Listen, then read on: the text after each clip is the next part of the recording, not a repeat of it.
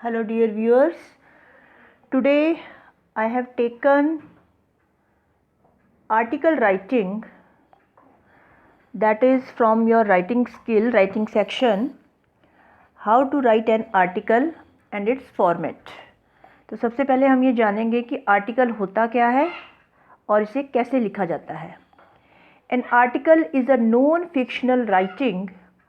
It describes any particular incident और discusses a theme or a social concern.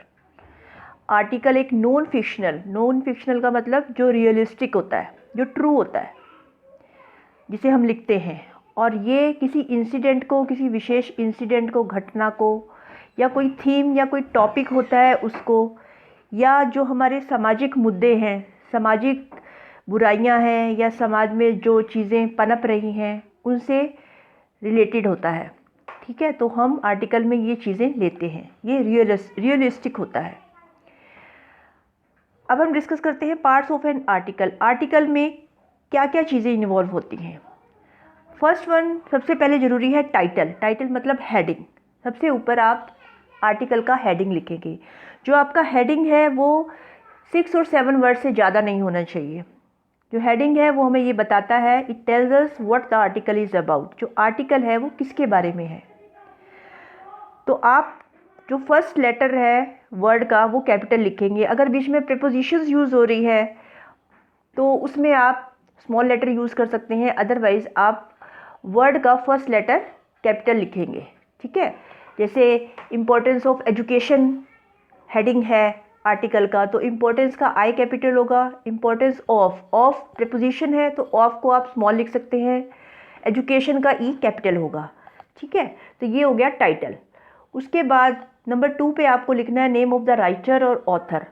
अगर तो आपको क्वेश्चन में दिया हुआ है, किसी का नेम दिया हुआ है, तो आप हेडिंग के नीचे बाय उस पर्सन का नाम लिख देंगे, उस राइटर का नाम लिख देंगे. अगर नहीं दिया हुआ है तो आप अपना नाम वहाँ मेंशन कर सकते हैं. ठीक है. And number 3 body. उसमें क्या क्या इन्वॉल्व होता है. 3 पार्ट्स हैं main: introduction, development of ideas and conclusion. Introduction में आप बताएंगे कि आर्टिकल किसके बारे में है. वो आप 4 to 5 to 6 लाइन्स में बता सकते हैं.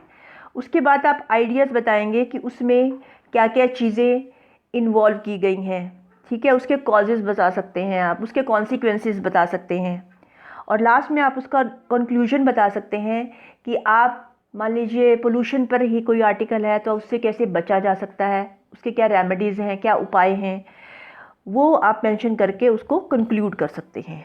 तो बेटा ये 3 चीज़ें हैं: हेडिंग, उसके बाद नेम ऑफ द राइटर, और third is body of the article. आज हम आर्टिकल करेंगे importance of hard work. Hard work you all know, परिश्रम, इसका क्या जीवन में क्या महत्व है.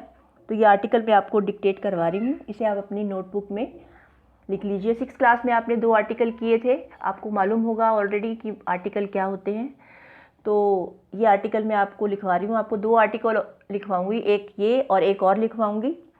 ठीक है, क्योंकि आर्टिकल्स आपके राइटिंग सेक्शन में है, एग्ज़ाम में आएगा ये, तो आपको इसको लर्न करना है. ज़रूरी नहीं है कि जो आपको डिक्टेट करवाया जा रहा है आप वही याद करेंगे, वही लर्न करेंगे. आप अपने थॉट्स भी यहाँ प्रेजेंट कर सकते हैं. ठीक है बेटा. Success cannot be attained by luck or chance. Setting up goals to achieve and charting a path to achieve these goals also requires work. The harder one works for reaching these goals, higher is the probability of being successful. जो सफलता है, attain का मतलब होता है प्राप्त करना, भाग्य से या बाय चांस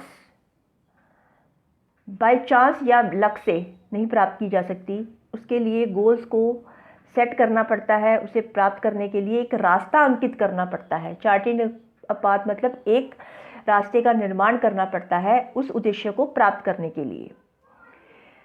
जितनी ज़्यादा हम मेहनत करेंगे उस काम में, उतनी ज़्यादा ही हमें क्या होगी, सफलता प्राप्त होगी. हमारे उद्देश्य हमारा जो गोल जितना बड़ा होगा, हमें उतनी ही ज़्यादा उसके लिए मेहनत करनी होगी.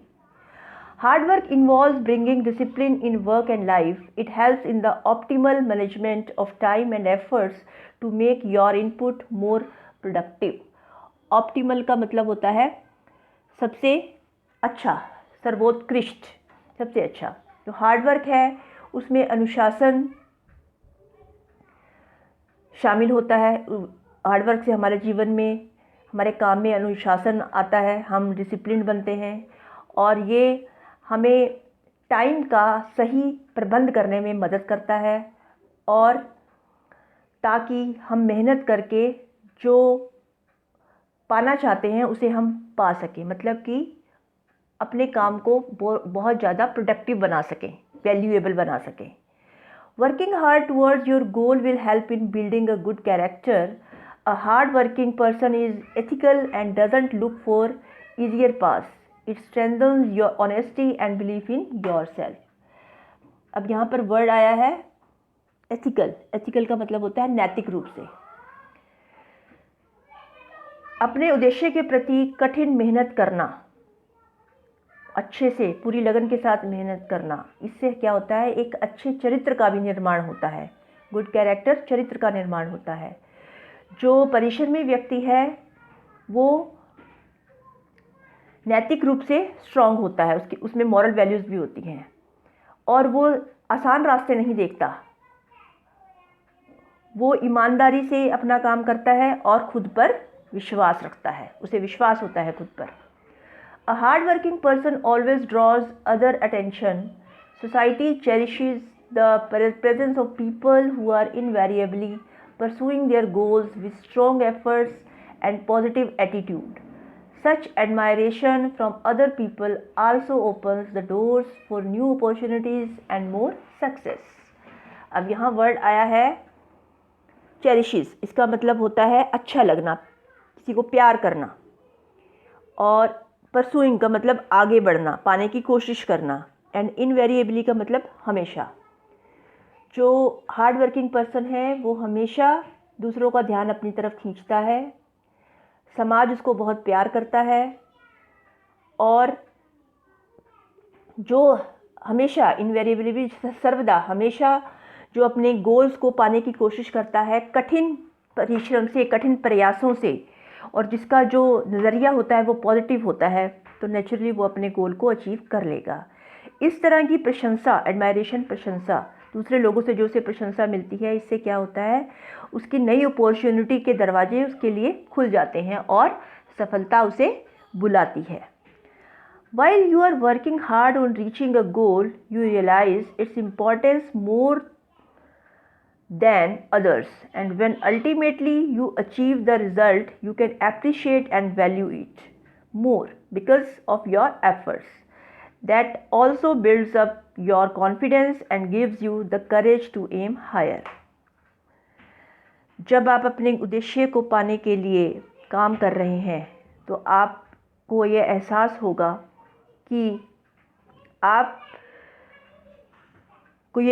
होगा कि दूसरों से ज़्यादा आप बहुत महत्वपूर्ण काम कर रहे हैं और अल्टीमेटली मतलब अंत में क्या होगा, आपको उसके रिज़ल्ट आने शुरू होंगे, आपकी वैल्यू बढ़ेगी, आपको प्रशंसा मिलेगी, तारीफ़ मिलेगी। क्यों मिलेगी? क्योंकि आपके कठिन प्रयासों की वजह से, एफ़र्ट्स, कोशिशों की वजह से। और इससे क्या होगा, आपका विश्वास, आपका आत्मविश्वास बढ़ेगा और आपको आगे बढ़ने का, ऊंची उड़ान भरने का, अपने उद्देश्य को पाने का हौसला मिलेगा। As it is said, there is no shortcut to success. कहा भी गया है कि सफलता का कोई छोटा रास्ता नहीं होता, कोई शॉर्टकट नहीं है उसके लिए। Success requires hard work and dedication. सफलता क्या मांगती है? परिश्रम मांगती है और निष्ठा मांगती है। The end goal is not the only thing. अगर आप अपने गोल तक पहुंच गए हो तो वहीं आपका अंत नहीं हुआ है, और भी बहुत कुछ है। That defines success. वो आपको सफलता, उससे क्या हो रहा है कि आप सफल साबित हो रहे हो कि आपने अपने गोल को अचीव कर लिया है। It can also be measured by the essential life lessons one learns while working hard to reach the goal. इसी तरह अपने उद्देश्य को पाने के लिए आप जिन जिन रास्तों से गुजरे हैं जीवन में, आपने जो जो लेसन सीखे हैं, जो जो ऑब्स्टेकल्स आपने फेस की हैं, उनसे भी हमें बहुत कुछ सीखने को मिलता है। और कठिन मेहनत करते हुए हम कहाँ पहुँच गए, अपने गोल तक पहुँच गए, अपने उद्देश्य तक पहुँच गए। और लास्ट में आपने क्या किया, अल्टीमेटली आपने अपना गोल अचीव कर लिया। तो this is the importance of hard work. You all know very well, आप सबको मालूम है कि मेहनत करने से ही सब कुछ होता है, ठीक है। तो आप चाहें तो इसको एज इट इज़ लर्न कर सकते हैं, इसमें से कुछ आपको कम ज़्यादा करना है तो आप कर सकते हैं, और अगर आप अपने आइडियाज़ प्रेजेंट करना चाहते हैं तो आप वो भी कर सकते हैं, but it should be according to topic. ठीक है बेटा, एक और आर्टिकल करेंगे। टिल देन टेक केयर और इसे नोट कर लीजिए। Thank you.